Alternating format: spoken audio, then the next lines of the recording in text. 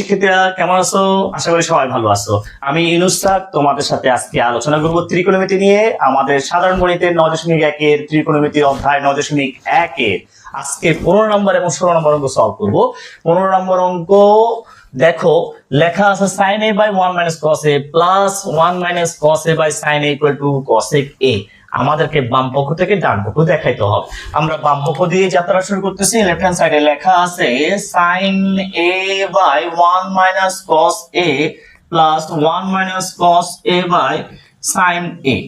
আমরা দেখতে পাচ্ছি বাম পক্ষে sin a R cos a এই দুইটা এলিমেন্টস আছে, আর ডান পক্ষে যেটা বের করতে হবে সেটা cosec লেখা। আর আমরা জানি sin থেকে কেবল cosec এ যাওয়া যায়। সূত্র হিসাবে আমরা এই সূত্রটা জানি, sin থিটা সমান সমান 1 বাই cosec থিটা। তার মানে sin থেকে cosec এ যাওয়া যায়। বাট আরেকজন যে আছে cos, তাকে দিয়ে দেখি সূত্র কি পাওয়া যায়। cos থিটা সমান সমান 1 বাই sec থিটা। এই যে আমি যদি cos কে ভেঙে sec থিটা লিখি, সেটা আমার রাইট হ্যান্ড সাইডে নাই। তার মানে আমি cos কে ভাঙে রেজাল্ট পাচ্ছি না। তাহলে আমরা কি করতে পারি, আমরা যেটা আছে সেটা দিয়ে লসাগু করে দেখি কি অবস্থা হয়। কেমন? যেহেতু এই দুইটা ভগ্নাংশের হর দুইটা ভিন্ন, হর দুটোটা ভিন্ন, দুটোটাই লসাগু হিসাবে চলে আসবে, গুণাকারে বসবে তারা। এই যে গুণাকারে বসছে। আমরা আগের মতোই এটা দিয়ে যদি এই দুইজনকে ভাগ করি, তাহলে যেটা মিল সেটা বাদ হয়ে যাবে, যেটা ভিন্ন সেটা থেকে যাবে। অর্থাৎ সাইন আর সাইন গুণাকারে বসে যাবে, সাইন এ ইন্টু সাইন এ। তোমরা যারা বুঝে যাও বা পারো তারা সরাসরি ডাইরেক্ট করে ফেলতে পারবে, সাইন স্কয়ার লিখে ফেলতে পারবে। আমি যারা দুর্বল তাদের জন্য ভেঙে ভেঙে লিখতেছি। সাইন দিয়ে যদি তুমি এটাকে ভাগ করো, সাইন সাইন মিল গেছে, সাইন বাতিল হয়ে যাবে। যেটা অমিল 1 মাইনাস cos এ, সেটা এটার সাথে গুণাকারে বসে যাবে। এই যে গুণাকারে আমি বসিয়ে দিচ্ছি। কেমন? এই যে বসাই দিলাম। কেমন?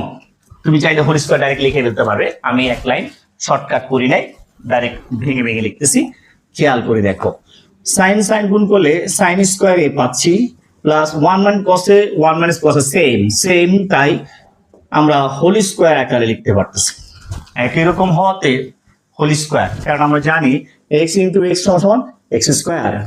এটা সবাই বুঝে, তাই একই রকম বলে হোল স্কয়ার দিয়েছে। অর্থাৎ দুইজন, এরকম দুইজন গুণাকারে, তাই পাওয়ারে 2 লেখা হয়েছে।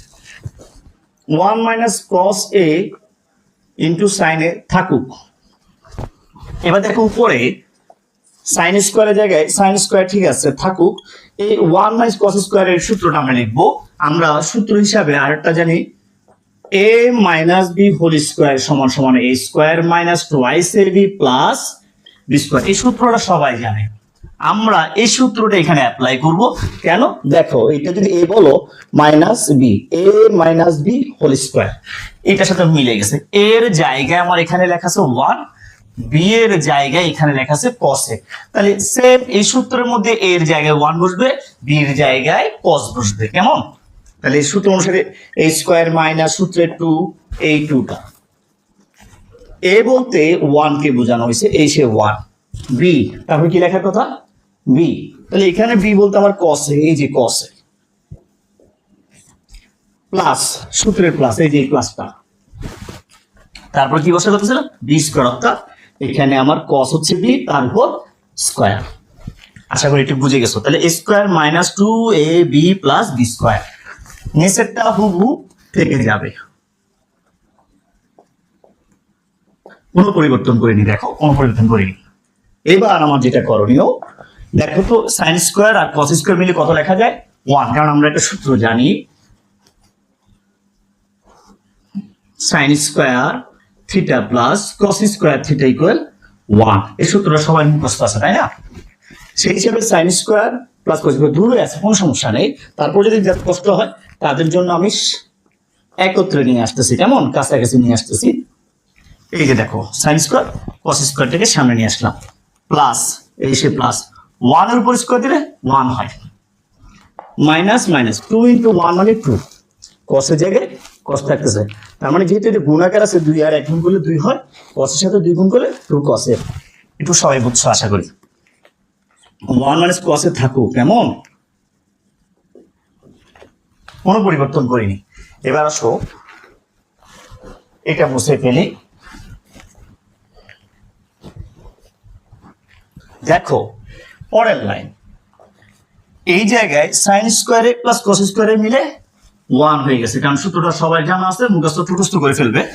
এই প্লাস এই সে প্লাস, এই 1 এই সে 1, মাইনাস এই যে মাইনাস 2 কসে এই 2 কসে।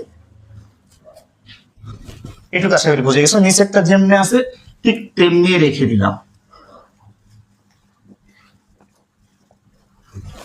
এটুকু আশা করি বুঝছো সবাই।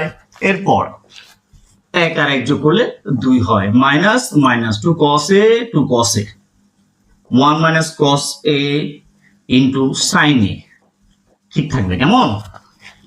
এবার দেখো উপরে এই দুইটা 2 মাইনাস 2 cos a, দুইজন আছে, কয়জন আছে? দুইজন, একজন দুইজন, এই দুইজনের মধ্যে মিল আছে শুধু 2, তাহলে আমরা 2 কমন নিতে পারবো। এসে 2 কমন নিলাম, কমন নিলে ব্র্যাকেট দিয়ে লিখতে হয়, কমন নিলে ব্র্যাকেট দিতে হয়। 2 যদি কমন চলে যায়, কমন না মানে ভাগ করে দেওয়া, 2 কে 2 দিয়ে ভাগ করলে 1 পাওয়া যায়। অথবা তুমি এভাবে করতে পারো, 2 সরাই ফেলে কিছু না থাকলে 1 থাকে, মাইনাস মাইনাস এখান থেকে 2 কমন না মানে 2 দিয়ে ভাগ করলে শুধু cos এ থাকে। অথবা তুমি এভাবে চিন্তা করতে পারো, 2 কমন নিছে মানে 2 চলে গেছে, বাকি যা থাকবে তা বসে গেছে। এইটুকু আশা করি সবাই বুঝিয়ে গেছো। cos এ ঠিক আছে, sin এও ঠিক আছে, কোনো পরিবর্তন করিনি, নিচে কোনো পরিবর্তন করিনি। দেখো উপরে আর নিচে মিল আছে। এখানে 1 মাইনাস cos এর সাথে 2টা গুণ আকারে আছে, আর এখানে 1 মাইনাস cos এর সাথে sin টা গুণ আকারে আছে। যেহেতু গুণ আকারে আছে তাহলে কাটাকাটি করার সুযোগ আছে, উপরে নিচে যদি মিলে থাকে কাটাকাটি করা যাবে। যদি যোগ বিয়োগ থাকতো আলাদা করে তাহলে কাটাকাটি করা যেত না। এইটা কাটাকাটি চলে গেছে কেমন। তাহলে থাকতেছে কি 2/sin a। এটুকু তো সবাই বুঝছো আশা করি। আমাদের আনসারটি দেখো 2 cos a কি, আমরা আগের অঙ্কের মতো এভাবে করে আলাদা লিখতে পারি আশা করি। আশা করি সবাই বুঝছো এটা, এর আগের ক্লাসেও আমি এটা দেখা বিশ্লেষণ করছি। এবার আসো আমাদের সাইনের সূত্রটার দিকে একটু মনোযোগ দিই।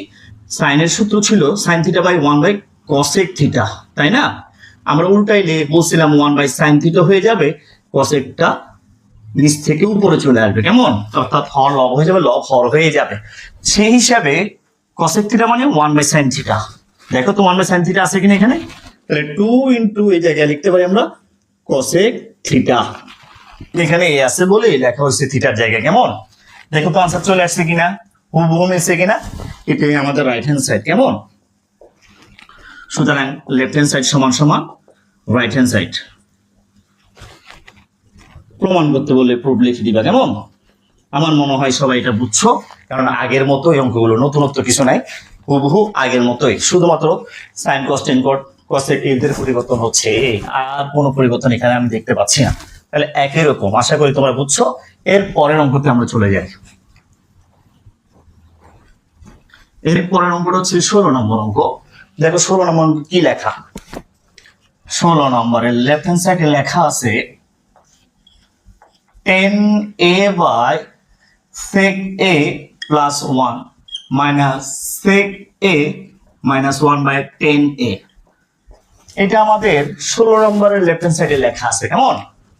আমরা এটা সমাধানে যাচ্ছি। দেখো লেফট হ্যান্ড সাইডে যারা আছে রাইট হ্যান্ড সাইডে কিন্তু তারা নাই, রাইট হ্যান্ড সাইডে আছে 0, তার মানে বুঝতে হবে এদের যোগ বিয়োগের মাধ্যমে রেজাল্ট 0 আসবে, অর্থাৎ তারা সেম হয়ে যাবে। তাহলে সেম কেমনে হবে, দেখো অলরেডি এখানে সেম দেখা যাচ্ছে, সেক সেক আছে, 10 10 মিল আছে, লসাগু করলে উত্তর শেষ। দুইজনে ভিন্ন, দুইটা ভগ্নাংশ, এটা একটা ভগ্নাংশ এটা একটা ভগ্নাংশ, দুইজনে ভিন্ন, হর দুইজনের ভিন্ন, তাই দুইজনের হরে গুণ আকারে বসে যাবে, বসে গেছে। এইটা দিয়ে যদি আমরা এটাকে ভাগ করি তাহলে 10 থাকতেছে, 10 আর 10 গুণ করলে 10 স্কোয়ার হয়ে যাচ্ছে কেমন, মাইনাস মাইনাস, যেহেতু আগের ক্লাসে শিখে গেছে ডাইরেক্ট গুণ করাটা কেমন। 10 দিয়ে এটাকে ভাগ করলে 10 10 চলে যাবে, এটা আর এটা গুণ আকারে বসে যাবে। এই যে আমরা গুণ আকারে নিয়ে আসতেছি।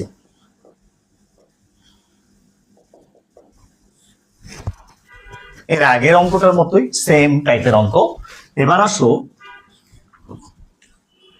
নিচের অংশটা, অর্থাৎ হরের কোনো পরিবর্তন হবে না, থেকে যাক, 10 স্কোয়ারের জায়গায় রাখো, মাইনাস এইটা দেখো তো সূত্র পড়ছে কিনা।